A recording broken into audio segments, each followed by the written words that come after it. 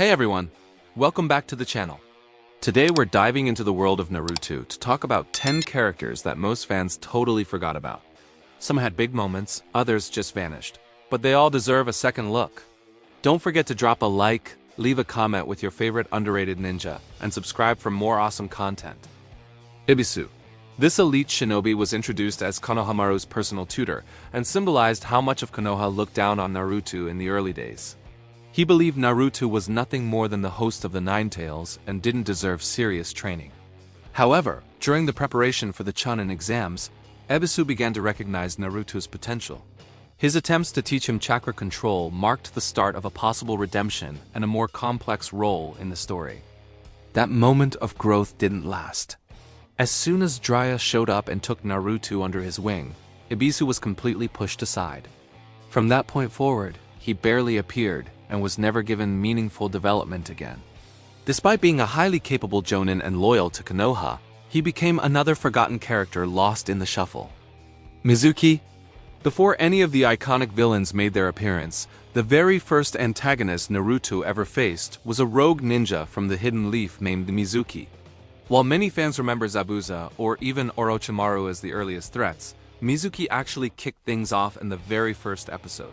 He manipulated Naruto into stealing a forbidden scroll by preying on his insecurities and desire to be acknowledged. Mizuki's true plan, however, was to dispose of Naruto once he got what he wanted. Things didn't go as he hoped. When Mizuki tried to break Naruto completely by revealing the secret of the Nine Tails sealed inside him, it only fueled Naruto's determination. Thanks to Iruka's intervention and emotional support, Naruto unleashed his power and defeated Mizuki in a defining moment that set the tone for his journey. Despite being the first real enemy in the story, Mizuki is barely remembered by fans today. Enko. Once introduced with a compelling backstory and impressive skills, this Konoikai quickly sparked interest among fans. She was Orochimaru's first disciple, mastering many of his iconic jutsus before abandoning him and returning to Konoha. Her character had the potential to create a fascinating parallel to Sasuke's dark journey, adding depth to the narrative. Despite the strong start, her presence in the series sharply declined after the Chunin exams.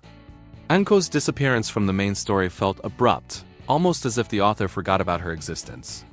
She barely appears or influences events beyond that point, which made her easily overlooked by the audience. This lack of development turned what could have been a memorable character into a largely forgotten figure. Her potential remains a missed opportunity in the Naruto universe. Genma. This jonin from Konoha often flies under the radar, with many fans barely remembering his name despite his repeated appearances. He's best known for serving as a Chunin exam proctor, but his role extends beyond that. Genma takes part in important moments like Neiji's drama, battles against Baki and the Sound Four, and even fights during the invasion of Pain. His steady presence in the original series helps protect the village in times of crisis. In Naruto Shippuden, Genma continues to support Konoha, attending Asuma's funeral and playing a role in the fourth great ninja, War. He protects the daimyo and confronts the revived shinobi brought back by Edo Tensei. Still, despite these contributions, he remains a minor character who is often overlooked in the grand story. His loyalty and combat skills go mostly unnoticed by fans today. Santoro. The Chunin exams arc is beloved for introducing memorable characters like the Sand siblings, but some threats were fleeting and quickly forgotten. Among these are three ninjas from the Sound Village, who posed a serious challenge briefly but ended up fading from the story almost immediately. Their time in the spotlight was short-lived, with their defeats happening quickly and without much impact on the larger narrative. This trio, made up of Zaku Kin and Dosu, met very forgettable ends. One was brutally killed by Gaara, while the other two were sacrificed as part of Orochimaru's Edo Tensei experiments. After their brief appearances, they vanished from the series and the memories of fans, becoming minor footnotes in Naruto's vast world. Konoha Elders. Kaharu Utate and Homura Mitokado serve as key members of the Hidden Leaf's Council, playing a role in governing the village during critical moments. They were involved in major decisions like selecting a new Hokage after the third's death and supporting questionable plans with Danzo. Their leadership style often viewed ninja as expendable tools rather than valued individuals, showing a colder side to the village's politics. They even advised Tsunade to send Naruto away to protect the village from Pain's attack, showing little concern for his safety. Despite their important titles and involvement, these elders rarely leave a lasting impression, with figures like Danzo and Hiruzen dominating the political scene. Kaharu and Homura end up overshadowed and mostly forgotten by fans. Yugo Uzuki seemed like she was being set up for a bigger role in Naruto's story. Her design stood out, and her connection to Kakashi and romantic relationship with Hayate Gecko gave her added emotional depth. After Hayate's death, her visit to his memorial and vow for revenge hinted at future development and a stronger presence in the plot. With her being part of the Ibisu, there was real potential for her to shine in the darker, more covert aspects of Konoha's world. Despite this, Yugo never truly broke into the main cast. The anime tried to flesh her out, showing more of her background and placing her in key events like the Fourth Great Ninja War, where she faced a reanimated Hayate. But even these moments didn't make her stand out among Naruto's vast roster. Without major influence on the story's direction or strong narrative payoff, she faded into the background, remembered only by the most dedicated fans of the series. Nokaba.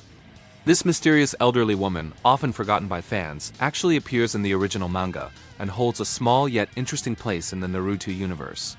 Living in an abandoned village with her granddaughter, she manages a supply shop that once served the Uchiha clan. Her ties to the past, especially with the Uchihas, give her a quiet importance within the story. Though she rarely appears, her presence connects deeply with the history of some of Naruto's most central characters. In Naruto Shippuden, she reappears when Sasuke visits her to gather weapons and gear for Team Hebi. She instantly recognizes him and reflects on how both he and Itachi were once just innocent boys.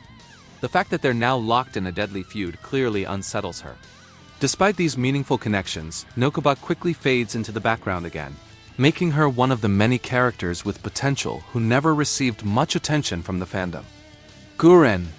This Kanochi possessed the rare and powerful crystal release Keki Genkai, which allowed her to create deadly crystal-based attacks.